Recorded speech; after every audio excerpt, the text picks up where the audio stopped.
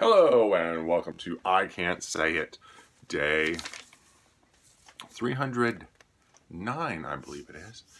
It is November the 5th. Tomorrow is Election Day.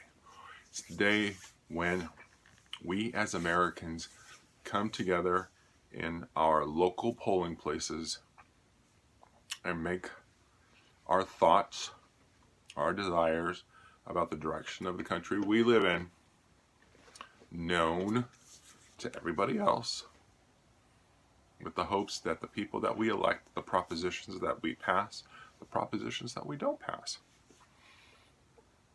are indicative of the country and the direction we want it to go. Okay? So let's just be very clear about that. We have lots of people on the ballot to choose from. I hope that we have taken the time to go through the ballot, to read about the people, to watch the ads, to read the mailers, to read the candidate statements, and make a decision about the people that we want to lead our city, our state, our country. Make no mistake, that is what is the job of each American who is registered to vote. Those of you that have not registered to vote and are above the age, or 18 and above, shame on you. It is your job to participate in this election. You don't think votes count? Votes count all the time. Whether you're voting for where to go for dinner, what movie to see, what television shows you watch a TV show, somebody tracks that information, it becomes part of the ratings. The ratings help determine which shows stay on TV and which television shows go. There are other factors as well, but that is one way that you participate. Another way that you vote, buying record albums. I know we don't buy record albums like we used to, or CDs, but when you buy songs and records and CDs, you're telling these people, you're supporting the artists, but you're also telling them that this is the kind of music that you like. And you might be saying you like some more of it. Okay? We vote in a lot of different ways, not just at the ballot box. We vote with the purchases that we make in the grocery store. We don't buy something, guess what the grocery store doesn't do? The grocery store doesn't care anymore. We are voting all the time. Tomorrow is just another one of those days. The issues are not too difficult to understand. You read them, you make a decision. You sit there, and if you have trouble making a decision, get a spouse, get a significant other, get a friend, get a party going, talk to somebody on Facebook, get feedback about the issues or the people that are on the ballot. It is not simple. The longer you live, the more you realize that life is not as difficult as people make it out to be. Honest to God. When it comes to making a decision, it's really not a decision between yes or no. It's a decision between yes and yes. It's like, I can live with either one of them. What do I do? Okay? Yes and no is an easy one. Okay? The closer the two are together in relation to each other, the harder it is to make a choice. Do I want to do this or do I want to do this? Somebody says, do you want to go out for Italian food? Do you want to go out for sushi? For me, these two decisions are miles apart. I don't have to think about sushi. Sushi, gone. Will I go to sushi if everybody else says they want to go to sushi? Yes. Then what do I get? I get a bento box. That's just what happens. But would I rather go to Italian food and have lasagna or manicotti or cannelloni or a calzone? Pizza? Hell yeah. Those foods I really enjoy. Bento box? Not so much. Hi, Henry. So let it be known that if you say you don't like voting, crap, you vote every single day. You may not think about it, but you do. So come tomorrow. I would like everybody who is 18 and over and registered to vote to make sure that you go out there and vote. I'm going to be there. I always take my son.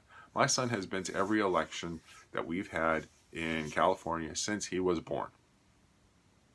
It's just the way it is. It's just what we do in our family. By the time he gets to 18, hopefully he has the same attitude towards voting. I'm not sure that he will, but I am hopeful that he does, because I think it's important. My first election, 1984. Who did I vote for president? Ronald Reagan. Would I do that? Would I vote for him again? Probably not. Although at the time his Democrat running mate, I think it was Howard Dean, guy from Minnesota. Anyway, probably, but that doesn't seem right. I don't think it was Howard Dean. Walter Mondale. There we go. Sorry about that.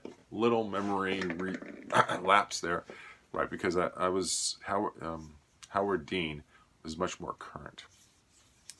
And then who did I vote for in '88? I think I voted for Dukakis. And then in '92, Clinton. '96, Clinton. 2000, I voted for... Who did run in 2000? So you guys tested? All right. Well, I know I voted for John McCain in the primary. In 2000, I would have had to have voted for Al Gore. 2004, John Kerry. 2008, Barack Obama. 2012, Barack Obama. 2016, Hillary Clinton. So yes, I have voted for Democrats, except for 1984. Now, I am not a Democrat. I am an independent. However, I do believe that the Democrats were going to do a much better job for this country than the Republicans. And by looking at the way the economy has gone, when Democrats are in control versus when Republicans are in control, leads me to believe that I am actually right in my decision that Democrats do a much better job with the economy than Republicans. You know how I know this? Because I read and I see these things. And under Clinton, the economy was booming in the late 90s, but he was elected in 92 and became president in 93. So there's been, 3 or 4 years leading up to the boom years in the late 90s. When Bush was president, he took over in 2001. By the time we got to 2005, 2006, we then started having the banking crisis in the late 2000s. Who got us out of it? Barack Obama did. And now we have Trump in office. He's taking credit for stuff which had to have started under Barack Obama, because you can't do too much in the 18, 20 months that he's been president. Passed the tax cuts, but as far as we can tell, there has been no real tangible proof that those tax cuts are what's causing the economy to do well. Just because you pass tax cut at the same time as the GDP is at 4% does not mean that there's a causal relationship between the two. Just because they happen at the same time could be coincidental. We see, and so only time will tell whether the decision for the tax cuts was right or not. I still think it was wrong. And so tomorrow, when I'm going to the polls, I am going to be voting for those people that I think will have the best interests of San Joseans, Californians, Americans at heart. Okay? That's how I'm going to do it. So, enough about that. Whew! You got to just take a chill pill sometimes and just relax and just go, you cannot let it go to your head. And by go to your head, I think that means rip your hair out. You just got to roll. You just got to roll with the punches and just take it as. If there is one hope that I have from the election tomorrow, it is that the House of Representatives becomes Democratic. I think that it is about time that we had divided government. And by divided government, you know what I mean. Divided government means one party controls one house, another party controls the other house. And the president, it doesn't matter which. Because right now we have a Republican Congress, Republican Senate, and a Republican president. They are in the majority in all of those. And yet, nothing seems to be getting done. Isn't that strange? that the Republicans are all in charge, but they can't get things done. There's a tax cut, but I don't think of that as a great accomplishment. Passing executive orders, that's not an accomplishment. Passing good bills that, help all Americans, those are good things. Do I see that happening? No. So yes, what's going to happen when you have a Democratic House of Representatives and a Republican Senate means that even less is going to get done unless people start working together.